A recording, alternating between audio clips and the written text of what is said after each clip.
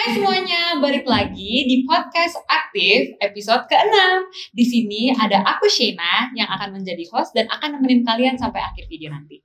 Nah, di sini narasumber kita adalah Bu Christina. Halo Bu, apa kabar? Halo Shena, halo Aksen semuanya. Baik ya? Iya. Oke. Ibadah minggu lalu kan Ibu dapat apresiasi karena hampir 36 tahun mengajar di BPK Penabur Jakarta. Ibu perasaannya gimana pas dapat apresiasi gitu? Iya, sebelum saya jawab pertanyaan Shena, saya mau meralat dulu. Jadi tahun ini 36 tahun Shena. Tahun ini? Oh iya. Saya bekerja atau mengajar di Penabur. Ya, jadi pertama kali saya masuk di Penabur adalah 1 September 88. 1988 ya? Iya. Jadi tahun ini tahun yang ke-36. Begitu. Wow. Lama sekali ya, Bu? Itu lama. Iya. Itu cita-cita Ibu dari kecil atau gimana? Kenapa Ibu memilih guru sebagai profesi Ibu? Iya, Shena. Itu cita-cita saya dari kecil. Wow. Sebetulnya orang tua saya tidak membolehkan saya untuk jadi guru. Orang tua saya pengen saya punya profesi di luar guru. Karena orang tua saya itu juga guru. Gitu ya. Jadi saudara sepupu saya, tante saya, bahkan ada kakek saya di kampung yang dipanggil, kalau orang Jawa panggilnya Mbah Guru. Karena memang profesinya guru. Ya. Nah, orang tua saya itu ibu saya guru SD, bapak saya dulu mendirikan majalah Kawanku, majalah anak-anak. Kemudian mengajar di Fakultas Teknik UKI, itu kan juga guru gitu ya. Jadi orang tua saya sebetulnya pengen saya profesinya di luar guru. Tapi saya dari kecil dari remaja saya tuh pengen jadi guru. Makanya kemudian begitu lulus SMP, saya itu masuk SPG, Sekolah Pendidikan Guru. Jadi setingkat SMA, sekarang sudah tidak ada lagi. Jadi kalau sekarang itu seperti SMK ya. Dengan harapan begitu lulus jadi guru, lulus SPG, jadi guru SD. Begitu. Jadi saking pengennya jadi guru gitu ya. Oke. 36 tahun kan bukan waktu yang singkat ya, Bu. Iya. Apa sih pengalaman yang paling berkesan untuk Ibu? Pengalaman paling berkesan buat saya. Pengalaman saya itu yang saya ingat cuma pengalaman yang menyenangkan. Antara lain begini, Shena. Yang paling menyenangkan, paling berkesan itu ketika dulu saya sakit pernah tuh ya. Saya sakit habis dioperasi, muka saya tuh penyok. Ya. Kan berkali-kali saya dioperasi, muka saya penyok. Kemudian kalau saya ketawa, itu tuh mulut saya mencong gitu ya, mulut saya mencong. Terus kemudian ada anak-anak IPS itu sudah beberapa tahun yang lalu. Kalau nggak salah anak-anak IPS itu sekarang mungkin udah berkeluarga juga ya, sudah punya anak juga gitu ya. Nah, anak-anak IPS, 12 IPS pada waktu itu, ya ketika saya ngajar di kelas, mereka bikin lelucon. Bikin lelucon dan kemudian saya itu bilang gini, aduh kamu tuh jangan lucu dong gitu. Kalau saya lucu, terus anak-anak bilang gini, Bu emang kalau ibu lucu kenapa? Muka saya mencong gitu ya.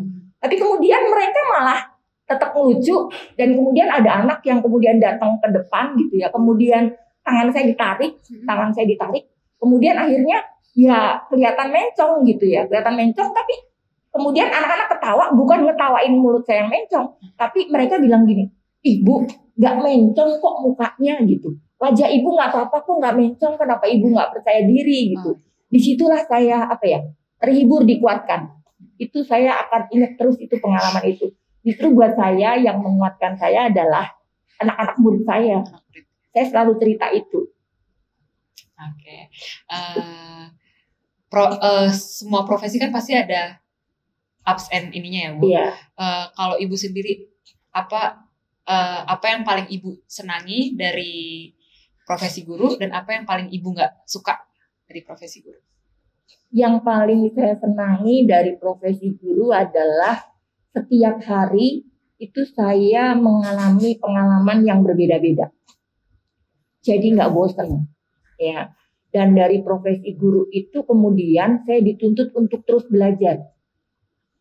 Terus belajar karena menurut saya walaupun pelajaran sejarah sebetulnya ada perubahan-perubahan, ada banyak hal-hal baru yang mungkin dulu saya belum ketahui, tapi kemudian akhirnya saya tahu gitu.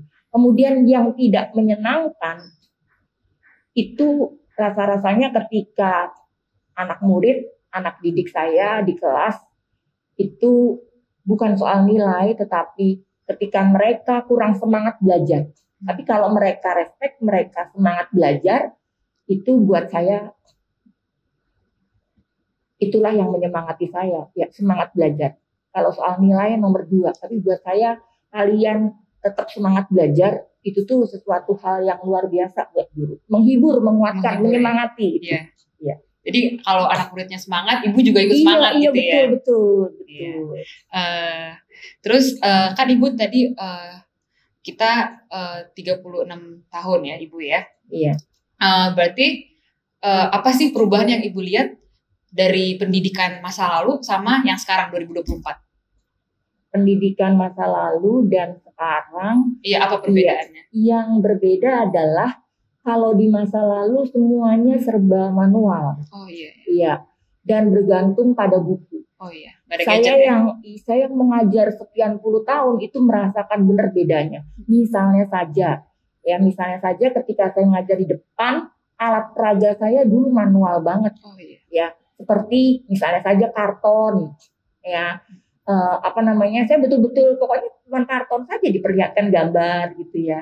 Dan andai kata karton itu terlalu kecil karena kan ukuran karton kecil. Iya. Kemudian saya bisa jadi berjalan keliling kelas untuk memperlihatkan gambar itu. Tapi sekarang sudah ada seperti ini ya, keyboard seperti ini, itu membantu saya banget. Sehingga bukan hanya bisa memperlihatkan gambar, bahkan mungkin saya bisa mengajak siswa untuk menonton video, memperlihatkan peristiwa itu secara benar-benar terjadi di masa lalu gitu. Jadi saya seperti bisa menampilkan peristiwa sejarah itu di kelas. Oh iya. Iya, jadi itu kalau menurut saya itu berbeda banget. Kemudian yang lain adalah ya soal semangat belajar, maaf nih soal semangat belajar memang justru lebih semangat belajar pada masa lalu ya. Oh iya. Pada masa sekarang anak-anak itu kayak semangat belajarnya berkurang, atau mungkin karena anak-anak sudah terlalu capek ya dengan tugas ataupun mungkin ya dengan kegiatan yang mereka lakukan di luar sekolah. Ya. Itu. Oke. Apa sih motivasi ibu untuk menjadi guru sejauh ini? Motivasi saya untuk menjadi guru adalah yang menyemangati saya menjadi guru itu karena guru itu harus selalu belajar dan belajar. Iya. Jadi apalagi untuk orang tua mungkin justru mengurangi kepikunan ya dengan belajar dan belajar. Ya, saya harus gimana caranya bisa menyajikan materi yang membuat anak didik saya itu jadi tertarik untuk belajar. Itulah motivasi saya. Jadi dengan menjadi guru saya harus dituntut untuk belajar dan belajar terus. Itu. Oke, mungkin sebelum kita akhiri kan, mungkin apakah ada pesan yang ibu ingin sampaikan kepada siswa atau siswi yang pernah ibu ajar atau mungkin teman-teman guru lainnya? Iya, mungkin pesannya kalau untuk siswa-siswi adalah ketika kalian bertemu dengan guru kalian, ya, baik guru kalian di saat sekarang maupun nanti ketika kalian berjumpa berapa puluh tahun yang akan datang, jangan enggan untuk menyapa. Karena walaupun kalian mungkin beberapa puluh tahun mendatang kalian ketemu guru kalian gitu ya, dengan perubahan fisik kalian dengan guru kalian, itu guru itu akan senang sekali kalau disapa.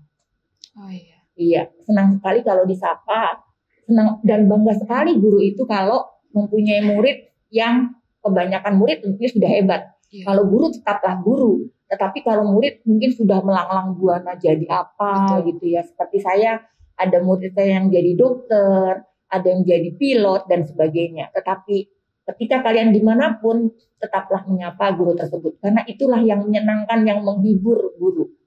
Sedangkan untuk teman-teman guru jangan lelah, jangan berhenti untuk mengajar karena seperti apapun siswa yang kita hadapi, di saat itulah sebetulnya kita dibutuhkan oleh siswa tersebut. Gitu. Oke, Bu.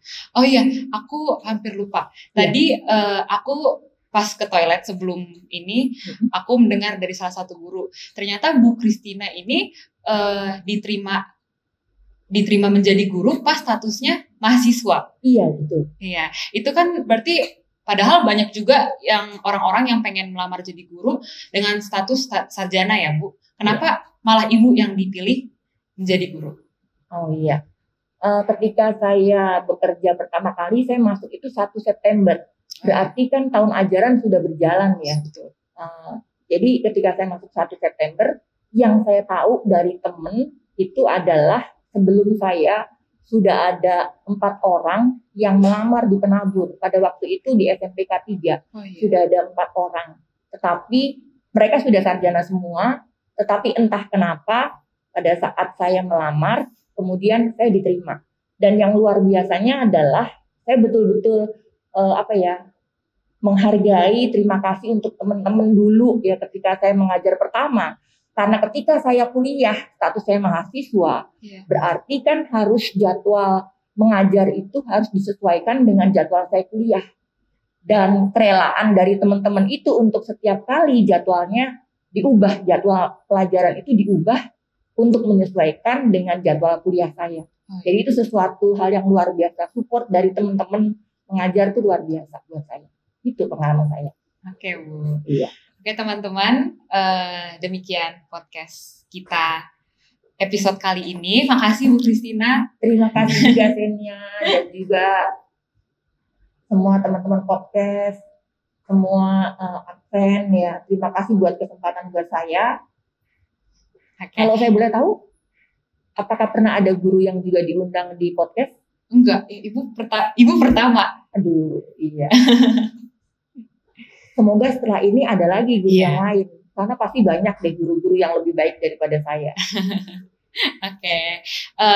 Teman-teman, videonya kita akhiri di sini. Terima kasih sudah menonton. Jangan lupa untuk pantengin terus semua akun sosial media Aksen lainnya. Dadah!